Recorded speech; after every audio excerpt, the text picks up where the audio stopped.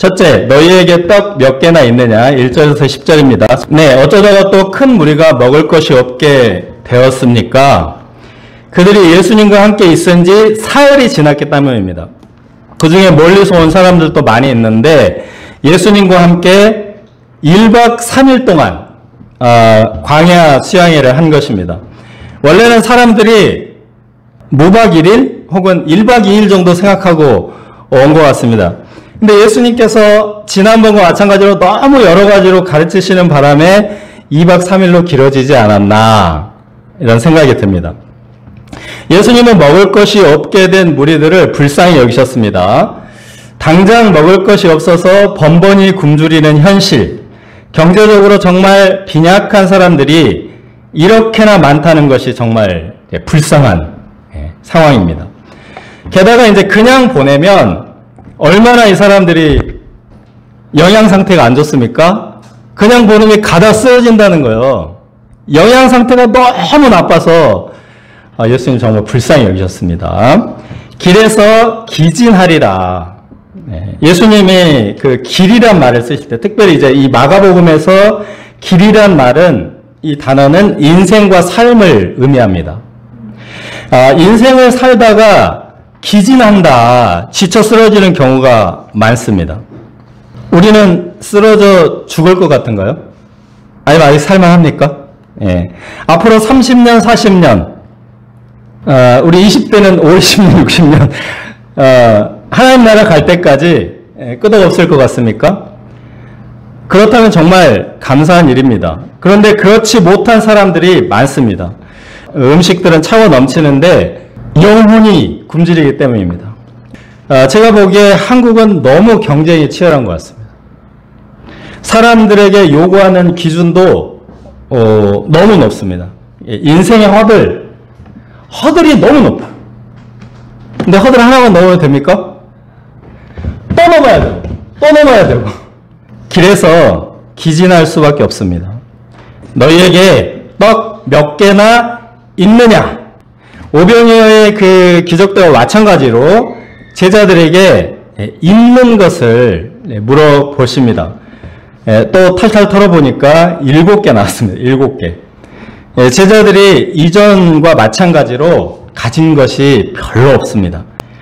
큰 무리를 생각하면 의미 없는 것이죠. 그런데 예수님은 아무리 적어도 너무 적어서 무의미한 것처럼 보여도 우리에게 있는 것 몇 개로 큰 무리를 배불리 먹이신다고 하십니다. 부족한 제자들이지만 그들의 존재 자체가 너무 귀하다. 제자들의 존재 자체가 기적이다 라고 생각하시는 것입니다. 자, 6절에서 8절을 보시면 예수님은 제자들이 가진 떡 7개를 가지시고 축사하시고 생선 2마리를 축복하시고 나눠주게 하셔서 약 4,000명을 배불리 먹이십니다. 이 칠병수어의 기적은 오병이어의 기적과 매우 유사합니다. 그런데 차이도 분명해요. 차이도 여러 가지 표현들을 보면은 이 오병이어의 기적과 칠병이어의 기적은 명백하게 이제 다른 차이가 있습니다. 오병이어는 유대인들을 배불리 먹이시는 그리스도, 칠병수어는 이방인들을 배불리 먹이시는 그리스도, 이런 의미가 있습니다. 12바구니, 7광주리, 이것도 나중에, 자, 여기 보시면은, 바구니, 광주리, 이게 다릅니다. 바구니는 유대인들이 쓰는 거고, 광주리는 이방인들이 쓰는 겁니다. 이 바구니는 이제 유대인들이 음식을 담을 때만 쓰는 거예요. 정결한 그릇이고, 광주리는 이방인들이 아무거나 담아요, 여기다. 네, 그래서 이제 이방인들을 의미하고, 사도 바울이 광주리에 담겼다. 그러니까 사람도 담는 거예요. 애기도 담아가지고 다녀요. 하여튼 모든 거. 그래서 여기 멀리서 온 사람들이 많이 있잖아요. 그 사람들이 가지고 온 이방인들의 광주리, 이제 그런 뜻인데, 그래서 이 칠병수어 사건은, 이방인들을 배불리 먹이시는 예수님, 제자들을 통해서 이방인들까지 먹이신다, 이제 이런 메시지를 담고 있고요. 그리고 먼 데서 온 사람들은 이방인이라는 뜻이에요. 오병이어 사건을 통해 예수님은 제자들이 예수님 말씀으로 유대인들을 먹이시는 분, 그리고 이방인들을 먹이시는 분, 세상 만민들의 영적 스승이 된다. 제자들이 영적 스승이 되는데 예수님이 주시는 것으로 그렇게 된다. 그런 뜻입니다. 너희에게 떡 몇 개나 있느냐? 너희에게 떡 몇 개나 있는지 가서 보라. 제자들은 여전히 몇 개 없습니다. 그리고 이 몇 개 없는 빵은 제자들의 이제 현실을 말해줍니다. 큰 무리 앞에 그 제자들은 뭐 겨우 5개, 긁어서 모아봐야 7개밖에 안 되는 아주 미미한 존재들이다. 그러나 예수님께서 그들을 통해서 유대인뿐 아니라 멀리서 온 이방인들, 세상 만민을 배불리 먹이신다 말씀하십니다. 우리가 오늘날 기진한 사람들을 위해서 무엇을 할 수 있습니까? 우리가 가진 것을 예수님께 드리면 그것이 영혼을 배불리 먹이는 하늘의 양식이 되어서 돌아온다는 것입니다. 지난주 우리 봄나들이 수양회를 하고 나서 많은 분들이 기쁘다, 행복했다 라고 소감을 발표했습니다. 수양회하고 나서 행복했다 이런 소감은 낯설은 소감입니다. 근데 이제 생각을 해보면 우리가 가진 거, 우리에게 몇 개 있는 것을 들여서 수양회를 준비했는데 예수님께서 축복하셨습니다. 이번 봄 수양회는 우리와 가까운 분들이 우리 이제 배봉 가족들이 배불리 먹었는데 여름 수양회부터 이제 칠병수호의 기적이 필요하겠죠. 제1일포 수양회, 국제 수양회는 먼 데서 온 분들도 배불리 먹는 수양회가 될 수 있도록 하면 좋겠습니다. 둘째, 누룩을 주의하라. 11절에서 26절입니다. 자, 11절에서 13절을 보시면 바리새인들이 하늘로부터 오는 표적을 보이시오 하면서 예수님을 시험하는 사건입니다. 예수님은 이제 탄식하시면서 배에 올라서 건너편으로 가셨다고 했습니다. 근데 예수님이 이 칠병수호 사건 후에 이쪽으로 오셨거든요. 배를 타고. 배 타고 오셨는데 바리새인들이 이렇게 하니까 다시 가버렸습니다. 이 표적을 구하는 신앙이 얼마나 예수님이 싫어하시는 것인가를 알 수 있고, 표적으로 예수님을 시험하는 것, 하나님 기적을 보여주세요, 이런 것을 얼마나 싫어하시는지 알 수 있습니다. 예수님이 웬만한 질문, 변론, 꼬투리 잡는 궤변, 비방 모두까지 다 대답을 하셔. 대답을. 예수님이 바알세불 들렸다, 이것도 다 대답을 하신다고 응대를 하시는데, 자, 표적을 보여보세요. 이거 상대 안 하십니다. 그 유명한 배우를 만났다고 예를 들어봅시다. 우리가 커피 마시다 말고 당신 정말 정상급 배우라면 자, 여기서 연기해서 나를 감동시켜 보시오, 이렇게 할 수 있습니까? 큰일 나죠. 자, 눈물 연기 시작. 10초 만에 눈물을 시작. 우리 이렇게 안 하거든요. 이게 굉장히 무례한 것입니다. 그러니까 예수님도 누가 시킨다고 해서 아무 데서나 기적을 행하시지 않습니다. 심지어는 예수님의 어머니께서 포도주가 부족해서 혼잔지가 파탄나게 생겼는데도 예수님이 뭐라고 말씀하십니까? 내 때가 이르지 않았습니다. 거부하십니다. 예수님의 때에 하나님의 영광을 나타내고자 하시는 것이 기적의 목적입니다. 믿지 않고 기적만 구한다. 이것은 예수님이 떠나버리는, 예수님께 버림받는 길이에요. 이 표적이라는 것은 불신앙을 해결하는, 치료하는 수단이 아니다. 이거 굉장히 유명한 WBC 주석에 나온 말입니다. 표적은 불신앙을 치료하는 수단이 아니다. 바리새인들과 한바탕 논쟁하신 후에 예수님이 매우 심각하게 제자들에게 경고를 하셨습니다. 경고하여 이르시되, 이렇게 말하셨습니다. 삼가 바리새인들의 누룩과 헤롯의 누룩을 주의하라. 근데 제자들이 이 빵을 한 개밖에 챙기지 못한 것 때문에 책망받는 줄 알고 막 수근수근 걸었습니다. 오늘 급식당번 누구야? 급식당번. 응? 13명이 빵 한 개를 갖고 누구 코에 붙이냐고. 7강줄이 중 한 강줄에 챙겼어야지 하고 막 이렇게 서로 이렇게 얘기한 겁니다.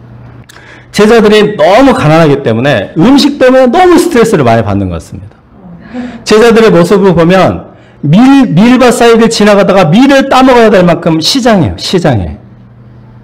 오병이어 사건 때 보니까 5개밖에 없어. 빵. 칠병에 또 7개밖에 없어. 여기서 몇 개죠? 1개밖에 없습니다.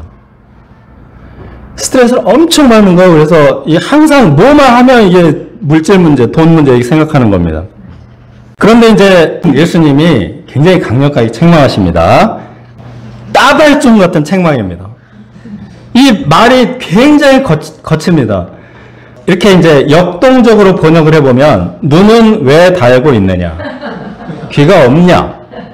메모리는 부족하냐? 이런 말이거든요. 모욕스럽게 느껴지는 말들 아닙니까? 그 오병이어 칠병수 기적을 통해서 반드시 깨달아야 하는 것이 있다는 것입니다. 제자들의 경제적 결핍, 부족한 재물이 아무 문제가 되지 않는다. 반드시 깨달아야 한다. 부족한 것을 드리면 오히려 12바구니 12광주리가 되어서 돌아온다는 겁니다. 그렇다면 우리가 부족한 떡, 바닥날 듯 하는 통장 잔고를 바라보지 말고 무엇을 바라보란 말입니까? 예수님이 우리와 함께 계시다는 사실입니다. 절대로 물질 문제로 걱정, 두려움, 염려하지 말라는 것입니다. 그러면 무엇을 걱정해야 합니까? 삼가 바리새인과 헤롯의 누룩을 주의하라. 자, 여기서 이제 누룩이라는 말은 이게 언어 유희입니다. 워드 플레이. 아람어로 예수님의 생활 언어는 아람어였어요. 아람어로 하미라 누룩이라는 말이 있거든요.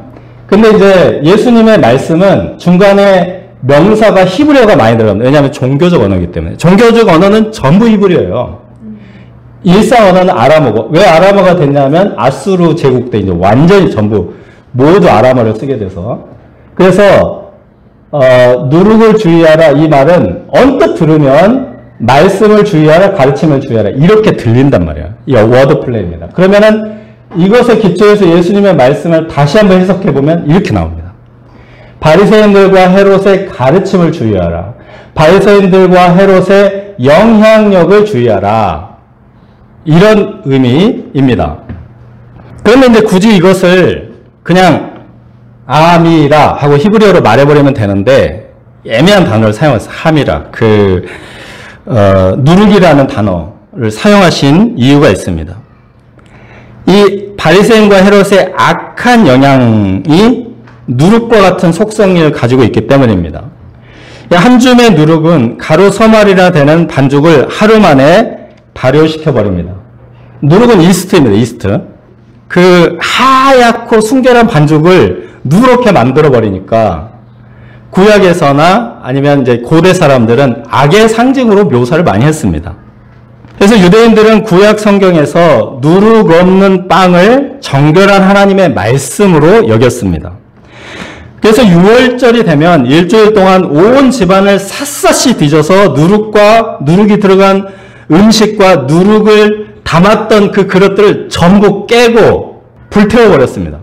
6월절 시작하면 이렇게 해버리고 일주일 동안은 누룩이 들어가지 않은 빵만 먹었습니다. 정결한 하나님의 말씀만 먹는다라는 의미로. 바리새인들과 헤롯의 누룩이란 여러 가지를 말할 수 있지만 세상 권력과 재물의 달콤함을 말합니다. 고대에는 왕족과 귀족이 가장 유명하고 부유한 사람들이었죠. 근데 그 귀족 중에는 반드시 영적 지도자들이 포함됩니다. 고대의 영적 지도자들은 전부 귀족입니다. 예수님은 제자들이 바리새인들처럼 또는 헤롯처럼 세속적으로 왕족, 귀족 이렇게 되고자 하는 그 유명해지고 높아지고자 하는 이런 욕망, 이것을 불태워버리라. 세상 사람들이 부러워하는 지위를 갖고자 하고 그것이 주는 그 달콤함, 이것을 이렇게 주의하라는 겁니다. 이렇게 주의하라. 기독교인들은 좀 높아지고 부유해지면 안 되는가라고 이제 항변할 수 있죠. 뭐 그런 의미는 아닙니다. 이 악한 영향력, 악한 가르침이 누룩이라는 뜻이죠. 바리새인들 다 나빠 이게 아니고 니고데모나 아리마대 요셉, 다 바리새인들이죠. 훌륭한 신자들입니다.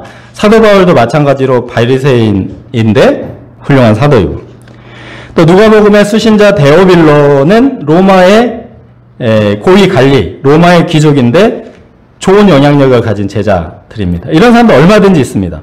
그래서 그들의 악한 영향력, 바리새인들과 헤롯과 같이 되는 것을 뭐 인생의 목표로 삼거나, 그래서 그것이 인생의 목표이기 때문에 그 수많은 허들을 넘으려면 어떻게 해요? 허들을 넘으려면 자기도 막 힘을 다해야 해요. 그 허들을 넘으려고 힘을 다하면 하나님 언제 섬깁니까? 그리고 내가 허들을 넘는데 옆에 계속 같이 허들을 넘는 사람이 있어 어떻게 해요? 경쟁자들 처단해야지. 이런 삶이 되면 안 된다. 그런 것을 부러워하는 지향하는 그 욕망을 태워버리라는 것입니다. 바리새인과 헤롯의 누룩은 예수님의 가르침과 원수입니다. 바리새인들과 헤롯 당은 이미 예수님을 죽이고자 공모하고 새로 태어나는 교회를 무너뜨릴 기회를 엿보고 있었습니다. 헤롯은 불륜관계인 여자를 위해서 세례 요한의 목을 베어버렸습니다. 바리새인과 헤롯의 누룩이 마음에 펴지면 자연스럽게 하나님의 말씀을 싫어하고 예수님을 거부하게 됩니다. 우리가 이처럼 성경에서 주의하라 굉장히 엄중하게 경고하는 것들이 있습니다. 우리가 교통사고 항상 주의해라. 아침 나갈 때마다 귀가 닳도록 얘기하는 그런 것처럼 성경에서 주의하라 항상 말하는 거 이겁니다. 이거 하나는 2단이고 첫 번째, 세 번째 2단, 두 번째는 교만한 마음 이것입니다. 똑같죠, 본질적으로. 2단에 빠지면 어떻게 되나요? 엄청나요. 큰일 나요. 인생 통째로 날리는 거죠. 근데 우리가 사람이 오만해져도 이게 정말 패망의 선봉이라고 하지 않았습니까? 겸손. 성경에서 이렇게 주의하라는 것들은 한 방에 훅 가는 것들입니다. 우리가 교통사고를 조심하는 이유는 너무 쉽게 한 방에 가기 때문에 그래요.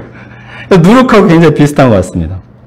그리고 한번 이게 타격을 입었을 때 회복불능한 위험이 있기 때문에 누룩이 퍼진 가루를 어떻게 회복합니까? 회복할 수 없습니다. 이처럼 세속적 성경과 유명함을 부러워하는 누룩이 마음에 들어오면 이 순수한 신앙은 어렵다고 봐야 됩니다. 가룟 유다가 예수님의 주의를 무시했습니다. 이 누룩의 이 치명성을 과소평가한 것이죠. 어떻게 했습니까? 오염돼서 회복되지 못하고 비참한 최후를 맞았습니다. 예수님의 말씀을 잘 깨닫지 못하고 여전히 둔한 제자들에게 예수님은 그래도 소망을 두십니다. 22절에서 26절은 맹인을 단계적으로 치유하시는 좀 독특한 기적입니다. 한 번에 안수하셨을 때 이제 보이기는 보였는데 사람이 걸어가는 것을 나무 같은 것들이 걸어간다 이렇게 말했습니다. 이 사람은 예수님과 베드로를 분간하지 못하는 거예요. 예수님한테 가서 베드로 사도니 이러는 거예요. 그러면 이제 이렇게 분간하지 못하면 예수님인지 헤롯인지 분간을 못하는 겁니다. 아직 연약한 상태인 제자들을 말해주고 그 다음에 이제 다시 안수하시자 모든 것을 밝히 보았습니다. 제자들이 지금은 잘 알아보지 못하지만 나중에는 예수님을 밝히 알아볼 것이라는 소망 가운데 단계적인 치유의 기적을 보여주셨습니다. 예수님은 12제자의 순수성, 거룩성을 특별히 지키려고 애를 쓰셨습니다. 그들이 비록 보리떡 같은 자들이지만 신약 교회의 씨앗이며 하나님 나라의 유일한 소망이기 때문입니다. 가룟 유다를 제외한 제자들은 오염되지 않았고 그들을 통해서 예수님의 복음이 이곳까지 한국에까지 왔습니다. 우리가 이 시대의 예수 그리스도 복음의 소망입니다. 우리가 바리새인과 헤롯의 누룩을 주의하여 다음 세대 복음의 일꾼이요 교회 주역들로 쓰임받게 해주시기를 기도합니다.